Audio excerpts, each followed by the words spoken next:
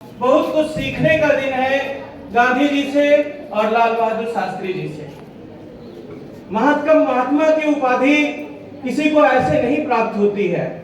महात्मा का अर्थ महान आत्मा। इस आत्मा को परमात्मा से जब जोड़ दिया जाता है तब इसका नाम महात्मा पड़ता है। और जिस संत ने महात्मा की उपाधि दी थी उसका नाम था रविन्द्रनाथ टैगोर। पता है, जब शांति निकेतन गांधी जी मिलने गए रविन्द्रनाथ टैगोर जी से, तो वहां पर सबसे पहले गांधी जी ने गुरु रविन्द्रनाथ टैगोर जी को जानते हो क्या बोला था? नमस्ते गुरुदेव। उसी दिन से गांधी जी ने कहा कि आपके नाम के आगे गुरुदेव रविन्द्रनाथ टैगोर। उसी दिन से रविन्द्रनाथ टैगोर ने गुरुदेव रविन्द्रनाथ टैगोर हो गए। उन्होंने कहा अगर मैं गुरुदेव हूं तो आप महात्मा हैं। इस तरीके से जब इतनी बड़ी विभूतियां किसी को आशीर्वाद रूप में उपाधि देती हैं तो समझ लीजिए वो व्यक्ति साधारण नहीं हो सकता है।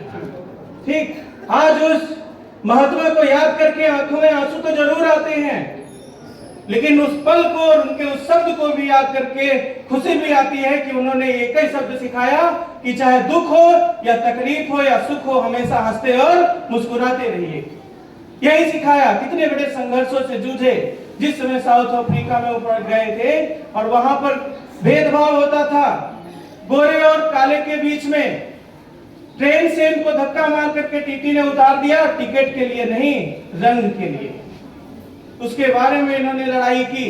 लॉ की पढ़ाई करने के लिए गांधी जी लंदन गए। गांधी जी ने लंदन में पढ़ाई की, लॉ की। लॉ उनको आता था, एक अच्छे एडवोकेट थे, लेकिन वो झूठ नहीं बोल पाते थे, इसलिए उन्होंने लॉ की वैल्यू को अपने जीवन में तो उतारा, एक सीख में रखा, लेकिन एडवोकेट का काम नहीं किया। और बहुत कुछ सीखने को है और ऐसी विभूतियों को सम्मान करना तो हमारा फर्ज है ही। लाल बहादुर शास्त्री जी का जन्म 2 अक्टूबर के दिन 1904 में हुआ, 1904 में, और इनके डेथ 1966 में हुई। इतना लंबा समय इन्होंने गांधी जी को अपना गुरु माना। और जिस व्यक्ति को सेकंड प्राइम मिनिस्टर भारत का अगर गुरु मान ले तो वो व्यक्ति साधारण नहीं हो सकता है, वो व्यक्ति महान है।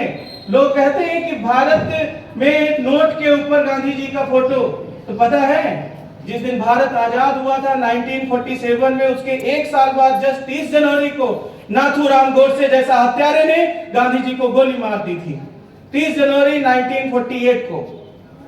अब इस वक्त को उस समय एक एक व्यक्ति रोया था। 15 से 20 लाख लोग अंतिम संस्कार में राजघाट तक गांधी जी के गए थे। उस पल को मत बोलिए कि ये साधारण, आज तक इस विश्व रिकॉर्ड को कोई तोड़ नहीं पाया, किसी के अंतिम संस्कार में 15 से 20 लाख लोग गए हों।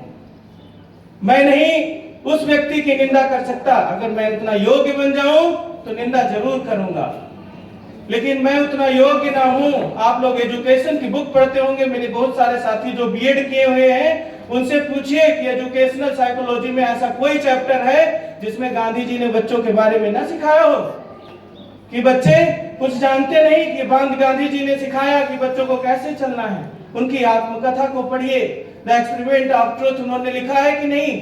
आप सभी लोग पढ़ते हैं, उसमें उनके जीवन के बारे में पढ़िए कि बचपन में एक मंद बुद्धि का जो बच्चा होता है, गांधी जी भी वैसे थे।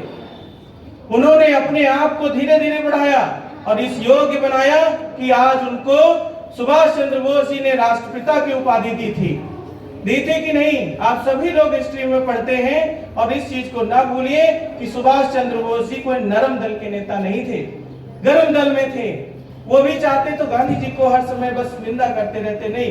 हर एक काम गर्मी से नहीं हो सकता है, नरमाई से आप जो कर सकते हैं वो गरमाई से नहीं कर सकते हैं। इस चीज को जान लीजिए। आप टीचर से कोई क्वेश्चन पूछने जाएंगे तो बहुत आराम से अगर जाते हैं कोई क्वेश्चन पूछने के लिए तो वो आंसर जरूर देगा। अगर आप क्रूरता के साथ जाओ तो वो आंसर भी नहीं देगा। और पता है, टीचर अगर क्लास में आए, गुस्से में पढ़ाना शुरू करे, आपका डाउट कभी नहीं क्लियर कर पाएगा। वही टीचर अगर प्यार से आता है, क्लास में पढ़ाना शुरू करता है, तो इसमें से जो मंद बुद्धि का बहुत बेकार स्टूडेंट जो होता है, वो भी उस टीचर से बोलने की क्षमता रखता है कि मैं इनसे क्वेश्चन पूछ सकता है। तो गांधी जी से इन प्रेरणाओं को आप सभी लोगों को सीखना है। शुक्रवार के दिन गांधी जी का जन्मदिन हुआ। शुक्रवार के दिन ही देश आजाद हुआ और शुक्रवार के दिन ही 30 जनवरी को गांधी जी ने अपने प्राणों को छोड़ा। और पता है, जिस शब्द को राजा दशरथ ने लास्ट में बोला, वही शब्द गांधी जी ने बोला।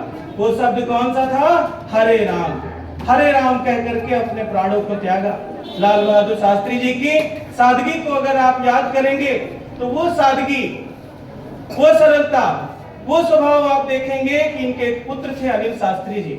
नाम सुने होंगे आप सभी लोग। अनिल